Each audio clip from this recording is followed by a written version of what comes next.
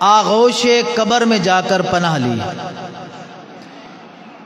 ہم میں سے ہر بندے نے اپنی آنکھوں کے ساتھ کئی مردوں کا مشاہدہ کیا ہے، کئی لوگوں کو اپنے ہاتھوں کے ساتھ دفنایا ہے۔ اس لیے موت ایک ایسی حقیقت ہے نہ جس سے انکار ممکن ہے نہ اس سے فرار ممکن ہے۔ لیکن اگر حضرت انسان کے عمل کی طرف دیکھا جائے تو عمل بتاتا ہے کہ موت آنی ہی نہیں ہے، چونکہ موت، وفات ایسی چیز نہیں ہے کہ جو کسی کو بتا کے آتی ہے۔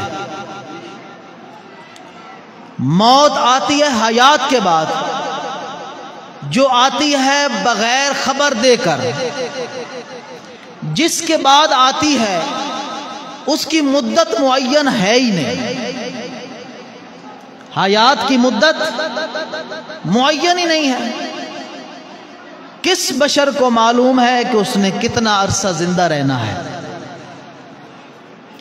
زندگی انسان کی ہے مانند مرغ خوشنو۔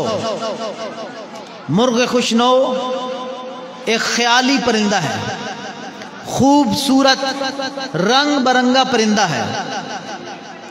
انسان کی زندگی ہے مانند مرغ خوشنو، شاخ پر بیٹھا، کوئی دم چہچہایا اڑ گیا۔ یہ ہے حیات۔ جس طرح ایک پرندہ بیٹھتا ہے شاخ پر، بڑا خوبصورت ہے، نہایت ہی خوبصورت ہے، جس کی خوبصورتی بیان نہیں کی جا سکتی، اس لیے یہ خیالی پرندہ ہے۔ خیالات میں انسان خوبصورت سے خوبصورت چیز بنا سکتا ہے۔ پرندہ بڑا خوبصورت ہے، اس لیے حیات بڑی خوبصورت ہے۔ حیات کی خوبصورتی کی مثال، حیات کی لذت کی مثال کسی شے کے ساتھ بھی نہیں دی جا سکتی۔ جس طرح یہ پرندہ بیٹھتا ہے شاخ پر، کچھ دم چہچہاتا ہے، اڑ جاتا ہے، حیات عطا ہوتی ہے، 2 دن کی زندگی ہوتی ہے۔ ایک دن میں آتا ہے، دوسرے دن چلا جاتا ہے۔ زندگی کا تیسرا دن نہیں ہے، آتا ہے اور چلا جاتا ہے۔ یہ ہے نظام حیات، یہ ہے نظام حیات کی ہسٹری، یہ ہے اس کی ابتدا اور یہ ہے اس کی انتہا۔ پھر حیات ایک ایسی اجنبی چیز ہے، زندگی انسان کی ایسی اجنبی چیز ہے کہ شاعر نے کہا ہے کہ بے ربط سیراہوں کا انجان سفر ہے، بے ربط سیراہوں کا انجان سفر ہے، کس گام پہ آئے اجل یہ کس کو خبر ہے۔ انسان نکلتا کسی کام کے لیے ہے، جاتا کہیں ہے، ارادہ کسی کام کا کرتا ہے، ہوتا کچھ ہے۔ اپنے ارادے، اپنے منصوبے 50 سال کے بناتا ہے، اپنے ارادے اور منصوبے 100 سال کے بناتا ہے، مگر ہوتا یوں ہے کہ چند لمحے زندگی عطا ہوئی، اللہ نے وہ امانت دی ہوئی واپس لے لی۔ اللہ تعالیٰ کے سب سے بڑے دشمن نے کتنی بڑی جنت بنائی تھی، کتنی بڑی جنت بنائی تھی، مربع میں بنائی تھی، خوبصورت سے خوبصورت زندگی کی تمام سہولیات میسر، بناتے بناتے اس کو کئی سال لگ گئے، کئی سال اس کو لگ گئے بناتے بناتے، مگر قدم جب اٹھایا نہ بنانے کے بعد، داخل ہونا چاہا اپنی جنت میں، قدم اٹھایا فرشتہ آ گیا۔ اتنا لمحہ بھی اس کو عطا نہ کیا، اتنی محنت کے ساتھ بنائی ہوئی جنت، اس کا ایک لمحے کے لیے تو مزہ لے لے، مگر اجل نے فرصت نہ دی۔ انسان چاہتا کچھ ہے، ہوتا کچھ ہے، نکلتا کہیں ہے، جاتا کہیں ہے، منصوبہ 100 سال کا، زندگی 5 سال کی، اس لیے بے ربط سی راہوں کا انجان سفر ہے، کس گام پہ آئے گی اجل یہ کس کو خبر ہے، مرنا ہے، یعنی بے ربط زندگی ہے، ایک صفت ربط ہی نہیں ہے، منصوبہ بندی کے تحت نہیں ہے، جو تو چاہتا ہے وہ نہیں ہوتا، جو تو کرتا ہے اس کا نتیجہ نہیں نکلتا، پھر ہے کتنی مانند مرغ خوشنو، ہے کتنی، جس کا اعتماد نہیں اس کے لیے سب کچھ وقف کر دیا، جس کا کوئی اعتماد نہیں اسی کے لیے سب کچھ قربان کر دیا، اپنی زندگی اسی پر لگا دی، اپنا مال اسی پر لگا دیا، اپنا سب کچھ اسی پر، اور جو حیات ابدی ہے، حیات ابدی کے لیے چند لمحات دینے کے لیے تیار ہم نہیں ہیں، موت آنی ہے، موت آ کر رہی ہے، آ کر رہتی ہے، مجھے بتائیں دنیا میں کون سا عالی شان فرد تھا جو ابھی تک زندہ ہے اور تا قائم قیامت زندہ رہے گا؟ وہی لائق حمد ہے، سزاوار ثنا ہے بقا اس کو، اور ہر ایک شے کو فنا ہے، ہر ایک شے کو فنا ہے۔ ہم سب سے جو تھے افضل و اعلیٰ وہ کہاں ہیں؟ ہم سب سے جو تھے افضل و اعلیٰ وہ کہاں ہیں؟ جو نور خدا سے پیدا ہوئے وہ کہاں ہیں؟ وہ جو تھے فیض کے دریا وہ کہاں ہیں؟ پیدا ہوئی جن کے لیے دنیا وہ کہاں ہیں؟ جو زندہ ہے وہ موت کی تکلیف سہے گا، جب احمد مرسل نہ رہے کون رہے گا؟ کون رہے گا؟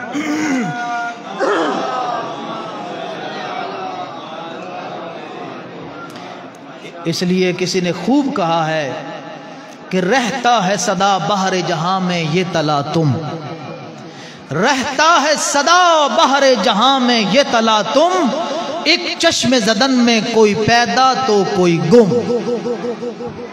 یہ ہے حیات کی حقیقت، آئے تھے بس آئے ہیں، یہاں بچے بھی ہیں، یہاں جوان بھی ہیں، یہاں بوڑھے بھی ہیں، کون ہے جو کہے کہ میں نے بڑی لمبی زندگی پائی ہے، میں زندہ رہ رہ کے تھک گیا ہوں؟ ہر ایک کو بزرگوار بیٹھے ہیں، اللہ تعالیٰ ان کو طول عمر عطا کرے، سب کو طول عمر عطا کرے۔ بزرگوار کہیں ان کو ابھی اپنا بچپنا یاد ہوگا، کل کی بات ہے، یہ کہیں گے کل کی بات ہے، ہر بندہ کہے گا کل کی بات ہے، یعنی کل آئے تھے اور آج جا رہے ہیں، جانا ہے ہم، کس کو خبر ہے کس گام پہ آئے گی اجل، یہ کس کو خبر ہے؟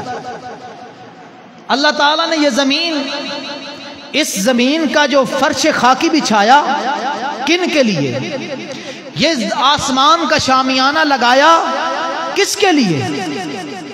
جن کے لیے یہ زمین و آسمان پیدا کیے، جن کے لیے یہ زمین کی رونقیں بحال کی، جن کے لیے یہ زمین کی انگوری اگائی، جن کے لیے یہ سرسبز باغات، جن کے لیے یہ لہلہاتے کھیت، جن کے لیے یہ پھل اگائے، جن کے لیے یہ پھول اگائے، جن کے لیے یہ زمین کی روشنائیاں پیدا کی، یہ آسمان کے ستارے لگائے، یہ آسمان کو روشنی عطا کی، یہ سورج پیدا کیا، یہ چاند پیدا کیا، یہ طرح طرح کے موسم آئے، جن کے لیے آئے ان کو آپ علت غائیہ کائنات کہتے ہیں، انہی کے لیے اللہ نے کائنات خلق کی، جن کے لیے خلق کی مجھے بتائیں ان میں سے کون ہے؟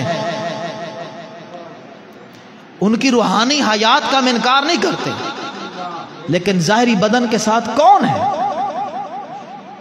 جو زندہ ہے وہ موت کی تکلیف سہے گا، جب احمد مرسل نہ رہے کون رہے گا؟ جب اس کائنات کی وہ ہستیاں اس دنیا میں نہیں رہیں جن کے لیے اللہ رب العزت نے اس دنیا کی نعمات کو خلق کیا، جن کے لیے اللہ رب العزت نے طرح طرح کے نعمات، طرح طرح کی رحمتیں، طرح طرح کی لذتیں پیدا کی، مگر بالآخر وہ بھی اس دنیا سے رخصت ہو گئے، کوئی بھی نہ رہا۔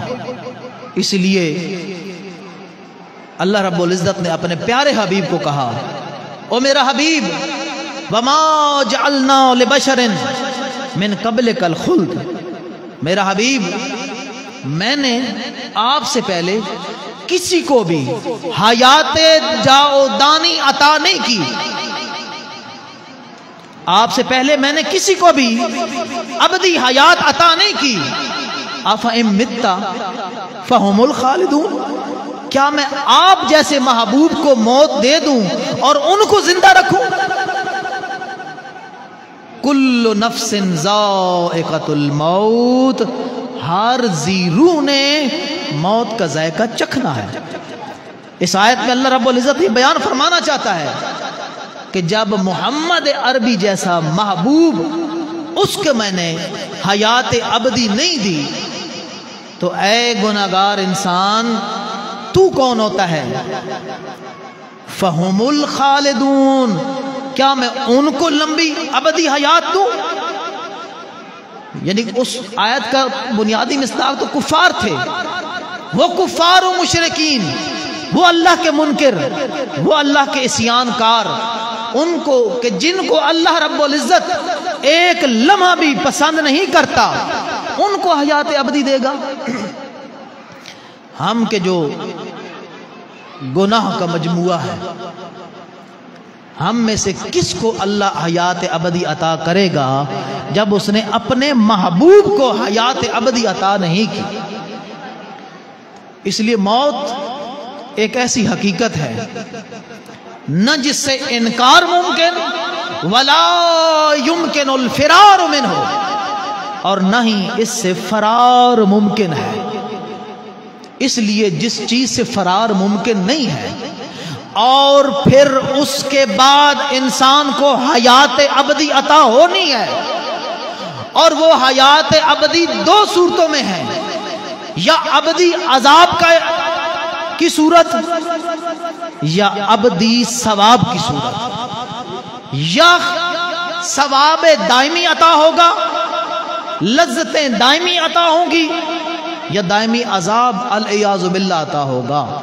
جب دونوں ممکن ہیں تو اے حضرت انسان، پھر تو اپنی ابدی حیات سے غافل کیوں ہے؟ حیات فانی کی طرف متوجہ ہے، مگر حیات ابدی سے تو اس طرح غافل ہو گیا ہے۔ یا ایھا الانسان ما غرک بربک الکریم، او حضرت انسان، او میری مخلوق، او میری رحمتوں کے مزے لینے والے، کس چیز نے تمہیں تمہارے رب کریم سے غافل کر دیا؟ وہ رب کہ جس کی نعمتوں کا ایک سلسلہ ایسا ہے جو نہ رکنے والا ہے، اس کی رحمتوں کا سلسلہ ابدی جاری ہے۔ انسان اپنی پیدائش سے لے کر قبر کی دیواروں تک اللہ کی رحمتوں اور اللہ کی نعمتوں سے مستفید ہوتا رہتا ہے، اور اس دوران کوئی لمحہ ایسا نہیں ہے کہ جس لمحے میں انسان کو اللہ کی رحمتیں اور نعمتیں عطا نہ ہوئی ہو۔ رحمت اور نعمت کا دائرہ وسیع یا تنگ ہوتا رہتا ہے، مگر کوئی ذی روح، کوئی انسان تو بجائے خود کوئی حیوان ایسا نہیں ہے کہ جو اللہ کی رحمتوں سے مستفید نہ ہوتا ہو۔ اس لیے ضرورت اس بات کی ہے کہ توجہ اس جانب سے چھوڑیں جس جانب کی مدت معین نہیں ہے توجہ ادھر کریں کہ جس کی اہمیت ہے، جو حیات جاودانی ہے۔ موت سے جب فرار ممکن نہیں ہے تو پھر موت کے لیے تیاری کیوں نہیں؟ یدرککم الموت ولو کنتم فی بروج مشیدہ، موت نے آ لینا ہے، چاہے اس کے لیے تم بڑے بڑے مضبوط محلات میں کیوں نہ جا کر گھس جاؤ، موت نے آ کر لینا ہے۔ کیا زمین کی اتھاہ گہرائیوں میں زیرو نہیں مرتے؟ کیا سمندر کی تہوں میں چیزوں کو یا صاحب حیات کو موت نہیں آتی؟ ہر جگہ پر موت ہے۔ یدرککم الموت، موت تمہیں آ لے گی۔ لہذا جب ایک حقیقت ہے، اس حقیقت سے فرار کیوں؟ اس کے لیے تیاری کیوں نہیں ہم موت کو اپنے سینے پر لیتے؟ کیوں نہیں ہم موت کا استقبال کرتے؟ شاید بنیادی وجہ اس کی یہ ہو کہ جب اللہ نے کہا نا قوم یہود کو، یہودیوں نے کہا نا کہ ہم دین کے ٹھیکیدار ہیں، ہم اللہ والے ہیں، ہم اللہ کے بڑے مقرب بندے ہیں، ہم اللہ والے ہیں، ہم اولیاء اللہ ہیں۔ جب ہم اولیاء اللہ ہیں تو یہ نبی کون ہوتا ہے جو ہم سے اپنی نبوت کی بیعت لیتا ہے؟ اس وقت اللہ رب العزت نے کہا قل یا ایھا الذین ھادوا ان زعمتم انکم اولیاء للہ فتمنوا الموت ان کنتم صادقین۔ او یہودیو، اگر تم اس دعوی ولایت میں سچے ہو، تم اگر اس دعوے میں سچے ہو کہ تم ہی اللہ کے اولیاء ہو، فتمنوا الموت، پھر کرو موت کی تمنا۔ ولی یعنی محبوب، تم دعویٰ کر رہے ہو کہ تم عاشق اور محب ہو، اور میں تمہارا محبوب اور معشوق ہوں۔ محب ہمیشہ اپنے محبوب سے ملاقات کی خواہش کرتا ہے، محب ہر وقت اس گھڑی کے انتظار میں رہتا ہے، کون سا وقت آئے کہ میں اپنے محبوب کا دیدار کروں، کون سا وہ لمحہ ہو جس میں میں اپنے محبوب کے ساتھ ملاقات کروں۔ اگر تم میری محبت میں سچے ہو، میری ملاقات کا واحد ذریعہ موت ہے، فتمنوا الموت ان کنتم صادقین۔ اگر تم اپنے دعوے میں سچے ہو تو کرو موت کی تمنا۔ اللہ رب العزت نے خود ہی کہہ دیا ولا یتمنونہ ابدا، یہ کبھی بھی موت کی تمنا نہیں کریں گے۔ کیوں یا اللہ؟ بما قدمت ایدیہم، جو وہ کرتوت کر چکے ہیں، جو وہ کرتوت کر چکے ہیں، اپنے ان کرتوتوں کے بل بوتے پر وہ کبھی بھی موت کی تمنا نہیں کریں۔ یہ ہے اصل وجہ جو انسان موت سے فرار کرتا ہے۔ ہر بندہ اپنے بارے میں آگاہ ہے، ہر بندہ اپنے گربان سے واقف ہے، وہ جانتا ہے میں کس پانی میں ہوں، وہ جانتا ہے کہ میرا رب تو مجھے ہر وقت نعمتیں عطا کر رہا ہے، میرے رب نے مجھے کبھی فراموش نہیں کیا، جب بھی مشکل پڑی میرے رب نے میری مشکل کشائی کی، جب بھی مجھے حاجت ہوئی میرے رب نے میری حاجت روائی کی، جب بھی مجھ پر مصائب آئے اللہ نے مجھے مصیبت سے نکالا، میرے رب نے مجھے والدین دی، میرے رب نے مجھے اولاد دی، میرے رب نے مجھے خاندان دیا، میرے رب نے مجھے حسن اور زیبائی دی، میرے رب نے مجھے کھانے کے لیے خوراک دی، میرے رب نے مجھے پہننے کے لیے لباس دیا، اس نے مجھے کسی کا محتاج پیدا نہیں کیا، اور رحمتوں کا سلسلہ ہے تو برابر جاری ہے، صبح سے لے کر رات تک، سونے تک، سونے سے لے کر پھر جاگنے تک اللہ کی رحمتوں کا سلسلہ ہے، وہ برابر جاری ہے۔ اس کریم اللہ نے اپنی اس مخلوق کو کبھی کسی مقام پر فراموش نہیں کیا، قطع نظر اس کے کہ وہ مخلوق کافر ہے یا وہ مسلمان ہے، مسلمان ہے یا وہ مومن ہے، وہ ولایت قدم بھرنے والا ہے یا ولایت کا انکار کرنے والا ہے وہ اللہ رب العزت کا موحد ہے یا اللہ رب العزت کا منکر ہے، اس نے کبھی نہیں خیال کیا، وہ یہ سمجھتا ہے یہ میری مخلوق ہے، مخلوق تو میری ہے۔ اولاد جتنی بھی نافرمان ہو جائے، باپ نے کبھی نہیں سوچا کہ یہ میرا نافرمان ہے۔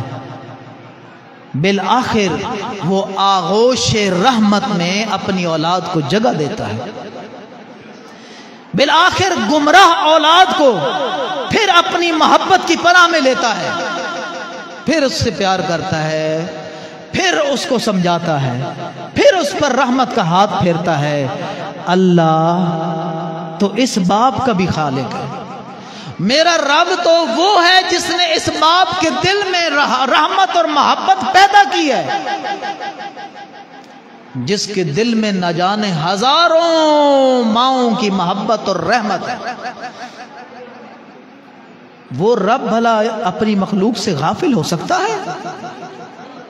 ہاں، نافرمان اولاد یہ اپنی رحیم والدین سے بغاوت کا اظہار کرتی ہے۔ یہ مخلوق ہے، جب کرتی ہے تو نہیں سوچتی میرا رحیم اور کریم اللہ اس پر راضی ہوگا یا ناراض ہوگا۔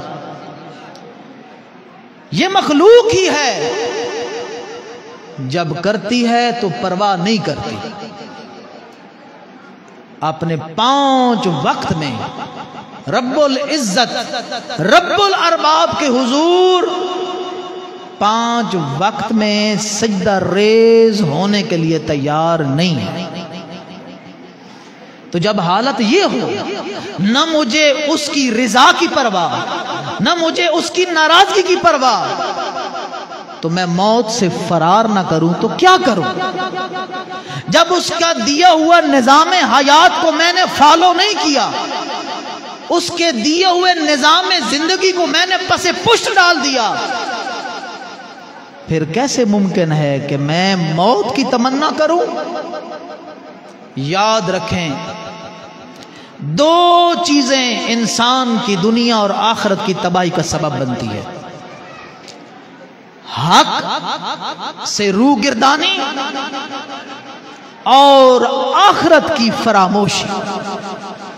جو بندہ بھی حق سے روگردانی کرتا ہے، حق ہے، نماز حق ہے، روزہ حق ہے، زکوٰۃ حق ہے، خمس حق ہے، حج حق ہے، ٹھیک ہے کہ آپ کے امیر المومنین بھی حق ہیں۔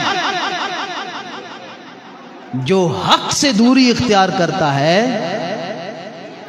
وہ آخرت کو فراموش کر بیٹھتا ہے، اور جو آخرت کو فراموش کر بیٹھتا ہے وہ موت کی کبھی بھی تمنا نہیں کرتا۔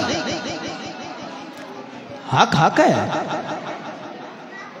حق کو فراموش کرنے سے کیا کامیابی ممکن ہے؟ رسول خدا نے نہیں فرمایا تھا علی مع الحق والحق مع علی؟ علی حق کے ساتھ ہے، حق علی کے ساتھ ہے، تو پھر کیسے ممکن ہے؟ یعنی اللہ اکبر،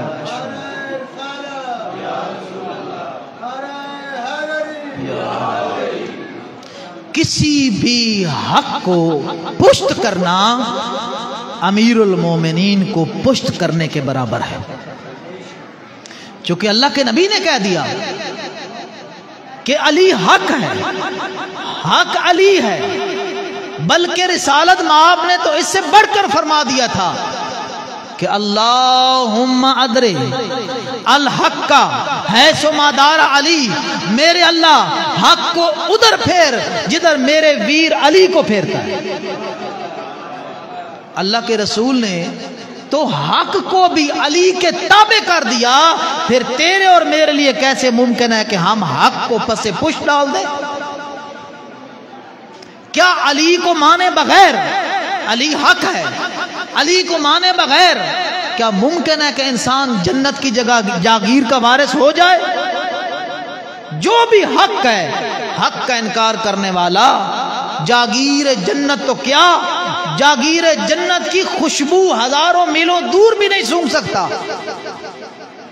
اس لیے اگر انسان حق کا پیروکار ہو جائے تو علی کا پیروکار ہو گیا ہے، اور جو علی کا پیروکار ہو جائے جنت اس کی مشتاق نظر آتی ہے، اور جو حق سے روگردانی کرے وہ آخرت کو فراموش کر دیتا ہے، آخرت بھول جاتی ہے۔ اور جس کو آخرت بھول جائے، آخرت کا مطلب کیا ہوتا ہے کہ ایک دن ہے جس میں دنیا کے کیے کا حساب و کتاب ہوگا، اچھے کی اچھی جزا ملے گی اور برے کاموں کی بری جزا ملے گی، یعنی وہاں سزا بھی ہے، سزا اور عذاب کا بھی تصور ہے۔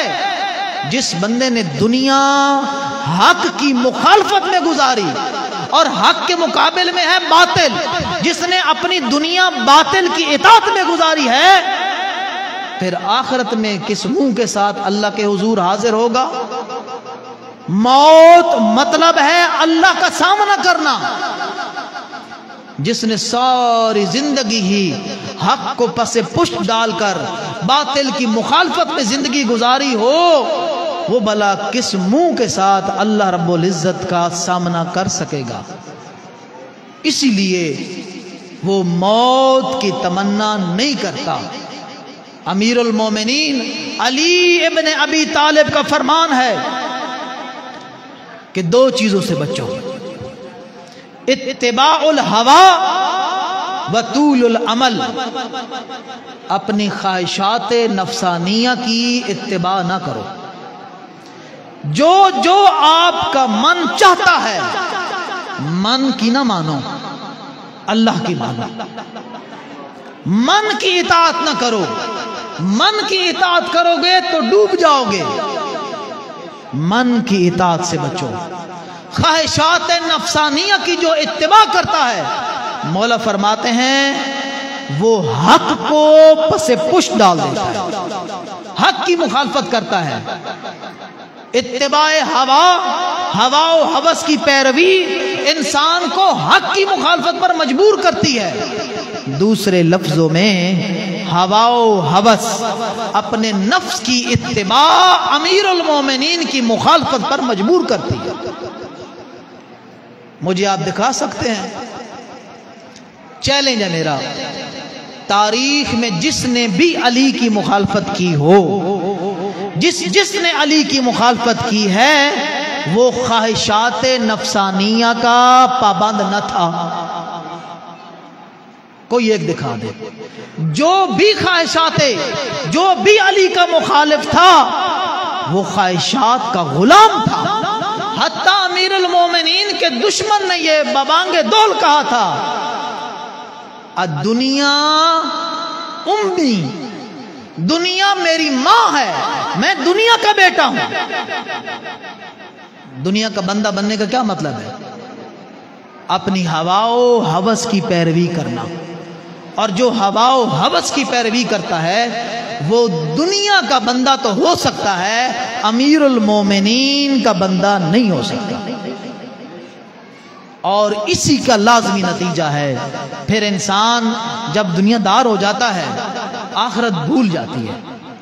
اور حضرت نے جو اپنے لفظوں کے ساتھ فرمایا کہ طول عمل سے بھی بچو، لمبی امیدوں سے بھی بچنا چاہیے، اپنی خواہشات کو لمبا نہ کرو، اپنی امیدوں کو طول نہ دو، چونکہ جب انسان امیدوں کو طول دیتا ہے ان کو پورا کرنے کی بھی کوشش کرتا ہے، اور جب پورا کرنے کی کوشش کرتا ہے پھر حلال اور حرام کی پرواہ نہیں کرتا، پھر یہ خیال نہیں کرتا کہ اس پر میرا حق ہے یا میرے بھائی کا حق ہے، اس پر میرا حق ہے یا میرے پڑوسی کا حق ہے، اس پر میرا حق ہے یا میرے چچیرے کا حق ہے، اس پر میرا حق ہے یا میرے ماموں کا حق ہے، میرے خالو کا حق ہے، میرے چچا کا حق ہے، پھر وہ پرواہ نہیں کرتا، چونکہ اپنی امیدوں کو لمبا کر بیٹھا ہے۔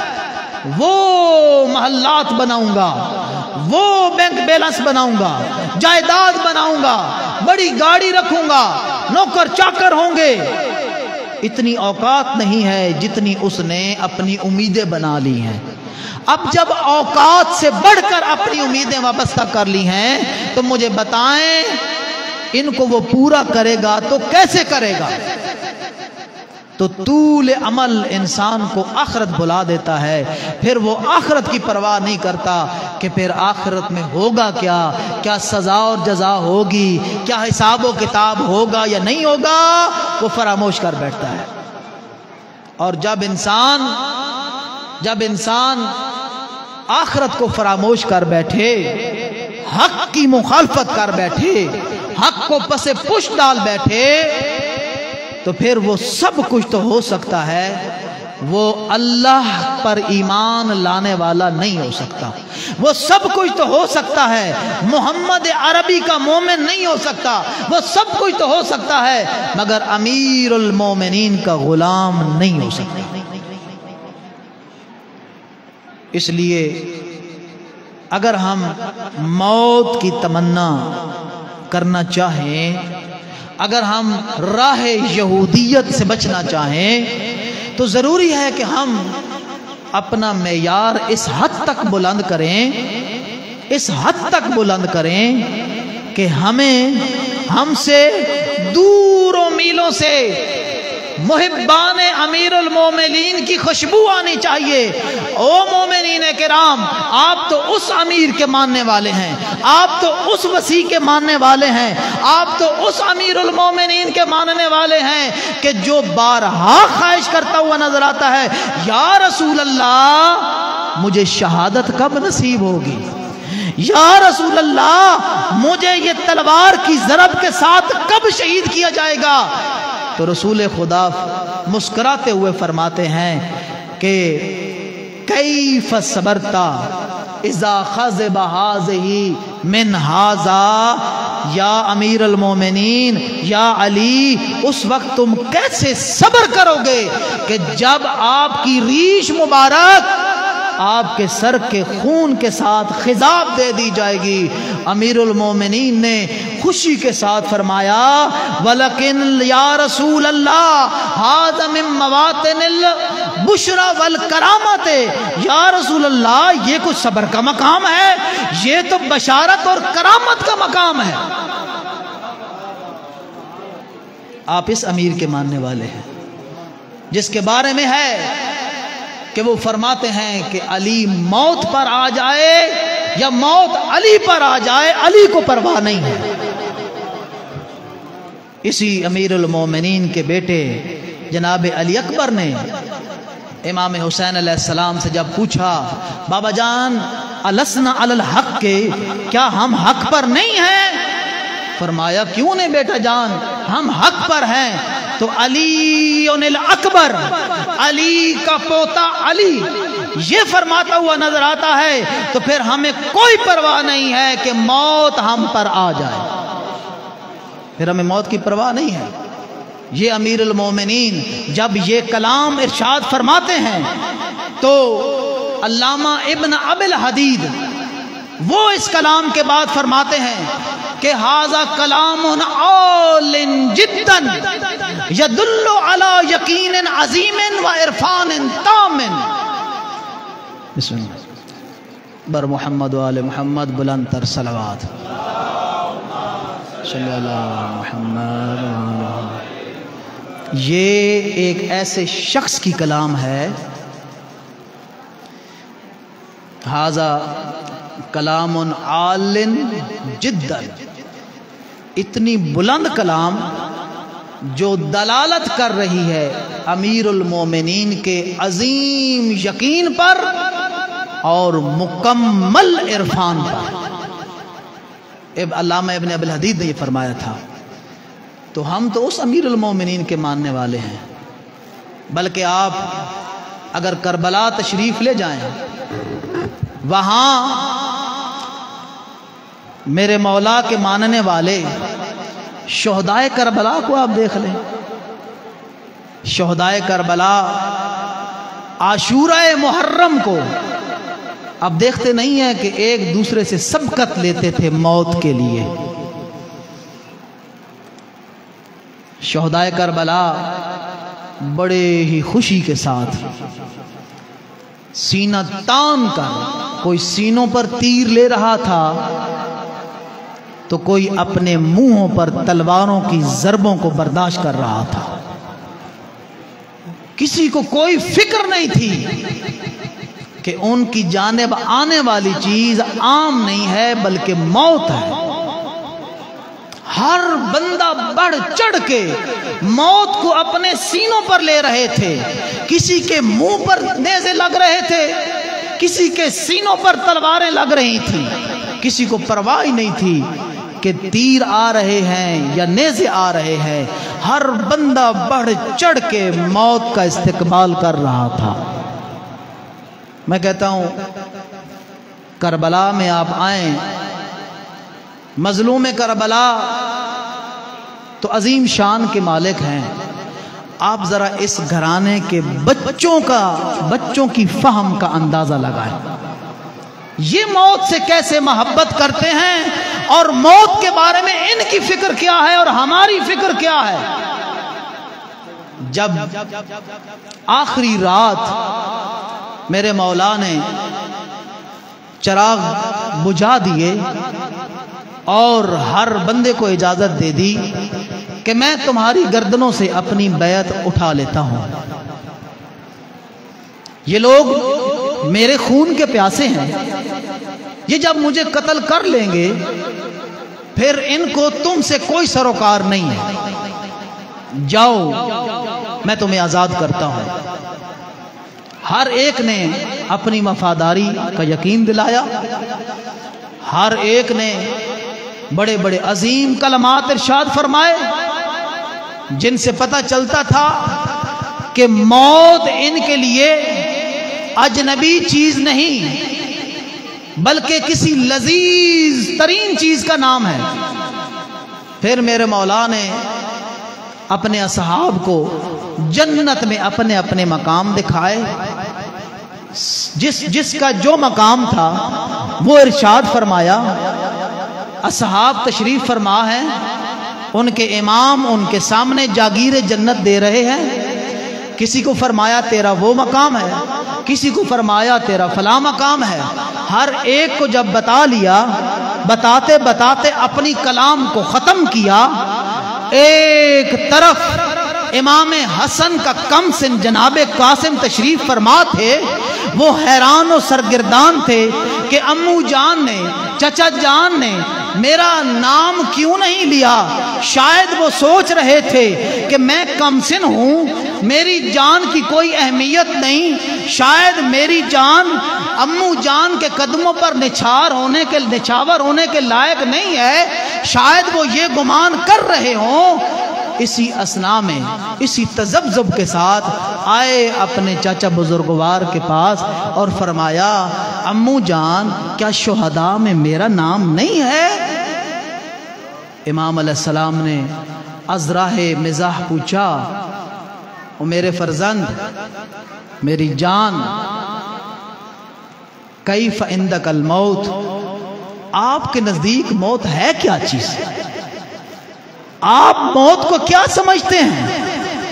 آپ کے نزدیک موت کا کیا مفہوم ہے؟ یقین جانیے امام حسن کے کم سن لال نے وہ جواب دیا کہ تاریخ کے اوراق میں ایسا فکر آمیز جواب آپ کو کسی سے نہ ملے گا۔ جناب قاسم فرماتے ہیں کہ امو جان احلا من الاصل، گویا کہ یوں فرمایا کہ چچا حسین جیسی شخصیت کے ہم رکاب ہو کر مرنا، موت میرے نزدیک شہد سے بھی زیادہ میٹھی ہے۔ یہ کم سن جناب قاسم جب آیا نا اپنے چاچا بزرگوار سے موت کی اجازت لینے، جوں ہی امام علیہ السلام نے جناب قاسم کی طرف نظر اٹھائی اور کم سن جناب قاسم اپنے برادر بزرگوار امام حسن مجتبی کی نشانی جیسے ہی ان کی طرف نظر اٹھائی، زار و قطار امام علیہ السلام نے رونا شروع کر دیا۔ بھتیجے نے بھی رونا شروع کیا، چاچا نے بھی رونا شروع کیا، رو رو کے یہاں تک کہ دونوں چاچا بھتیجے غش کھا گئے۔ جب افاقہ ہوا، امام علیہ السلام نے اپنے اس کم سن بھتیجے کو اپنے ہاتھوں کے ساتھ تیار کیا اور میدان کارزار کی طرف کے حوالے کر دیا۔ جناب قاسم نے جب جنگ کرنا شروع کی اور اپنے دشمنوں کو مولیوں اور گاجروں کی طرح کاٹنا شروع کیا، یہاں تک کہ ایک ملعون نے قسم اٹھائی، اب جب کہ یہ شہزادہ میرے پاس سے گزرے گا تو میں ضرور اس کی ماں کو ماتم میں بٹھاؤں گا۔ وہ ملعون کے پاس سے گزرا، اس ملعون نے جناب قاسم کے سر مبارک پر کاری ضرب لگائی، جناب قاسم زین پر سنبھل نہ سکے، اس کم سن نے اپنی باہیں اس گھوڑے کے گلے میں ڈالی اور گھوڑا اشکیا کی طرف لے کر روانہ ہو گیا۔ اونچی آواز سے فرمایا، امو جان او میری قربانی قبول فرما، انا للہ و انا الیہ راجعون۔